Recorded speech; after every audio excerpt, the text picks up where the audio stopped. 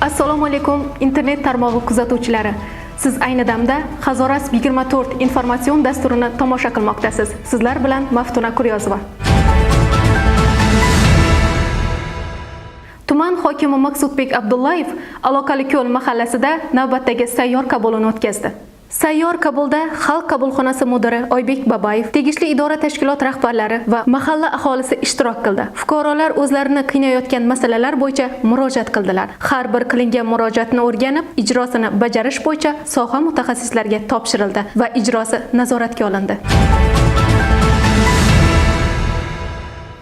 Xalqni rozi qilish har birimizning asosiy maqsadimizdir. Hazoras tuman hokimining Aloqali ko'l mahallasida o'tkazgan sayyor qabulida tikuvchilik bilan shug'ullanish va ish bilan band bo'lish istagida tikuv mashinasi so'rab murojaat qilgan fuqarolarga O'zbekiston Respublikasi Prezidentining kambag'allikni qisqartirish va aholi turmush farovonligini oshirish borasidagi chora-tadbirlarini yangi bosqichga olib chiqish to'g'risidagi farmoni va kambag'allikdan farovonlik sari dasturini amalga oshirish bo'yicha birinchi navbatdagi chora-tadbirlar to'g'risidagi qaror ijrosi yuzasidan O'z Charm sanoat uyushmasi tomonidan 5 nafar kam ta'minlangan xotin-qizlarga tikuv mashinalari yetkazib berildi.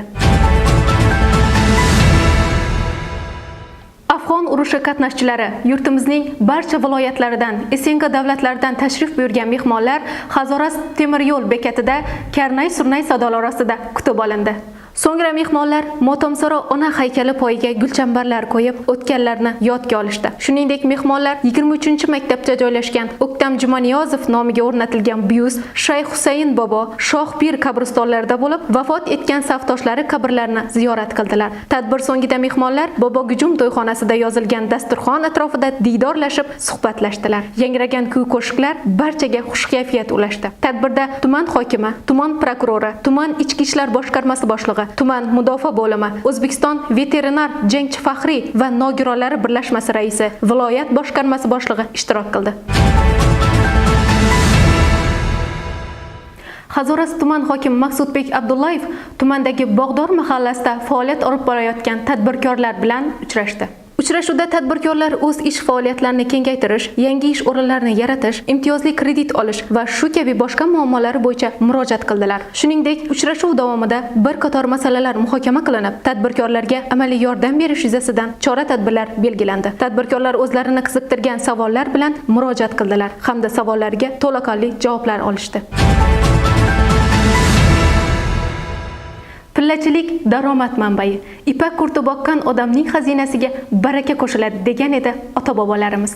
Darhaqiqat, xalqimiz pillachilik bilan azal-azaldan shug'ullanib kelgan va bu an'ana hamon davom etmoqda. Chunki jahon ipak bozorida ipak mahsulotlariga bo'lgan talab yuqori hisoblanadi. Shu boisdan tumanimizda ipak qurti boqib, pilla yetishtirayotgan va daromad olayotgan yurtdoshlarimiz ko'pchilikni tashkil qiladi. Shulardan biri Ming Otliqlar mahallasida yashovchi 25 yildan buyon ipak qurti boqish bilan shug'ullanayotgan Rahima opa Xudoyorovadir. Rahima opa bu yil 50 gram ipak qurti olib, mehr berib parvarishlamoqda. Albatta, ipak qurti boqish juda katta mehnat hamda mas'uliyatni talab qiladi. Bu haqda u shunday deydi. 25 yildan beri noka bakaman. Xudoga besab shukronalar olsun. Shu piylama arkasından balalarımla uyli joyli qildim. 5 hektar tut bağıga 15 ming dona tutu üz pılıma alıp gelip şu tut bağından bir balamın ortasında koypman balam. Ben perzentimden güzara koypman bu nokalları. Ben bugün 50 gram ipek kurtu aldım. Maksadım 200 kilo beriş, onlara bir 300 kilo berip vatanıma hizmet kılış. Xalq orasida Hazorasliklar tadbirkor xalq bo'ladi degan gap yuradi. Bu gap haqiqatga yaqin.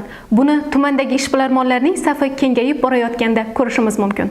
Xususan, Ming Otliqlar mahallasida yashovchi Gulpasha Sapayevani olaylik. U oila a'zolari va qo'shni ayollarni jalb etgan holda ko'rpa yostiq jildlarini tikish bilan shug'ullanmoqda. 10 nafar fuqaro bandligini ta'minlagan. Bu haqda tadbirkor shunday deydi. Davlatimiz tomonidan yaratib berilgan imkoniyatlardan foydalangan holda imtiyozli kredit olib, o'z uyimda ko'rpa sexi ochdim. Oldiniga mahallamizdagi ishsiz ayollardan 4tasi bilan ish faoliyatini boshladim. Hozirda 10 nafar ishchimiz bor. Hozirda ko'rpa yostiq jildlarimizni ishlab chiqaryapmiz. Ichki bozorimizdan tashqari tayyor mahsulotlarimizni Toshkent bozoriga ham yuboryapmiz. Sexda 3 yildir ishlab yuribmiz, ishlaymiz oydin. Oyuna 2 milyon 3 milyon pul topamiz. Mingyatlık mahallasında yaşayman. Sapayeva Gülpaşa'nın körpesi yaqinida ishlayman. Oylik daromadim 2 milyon. Oilaviy ishlaymiz. Oilamiz bilan 5 milyon 4 milyon pul topamiz. Shundan xursandmiz. Mahallamizda shtex ochilganidan xursandmiz. Mahallamizdagi ishsiz xotin-qizlar bandligi ta'minlangan.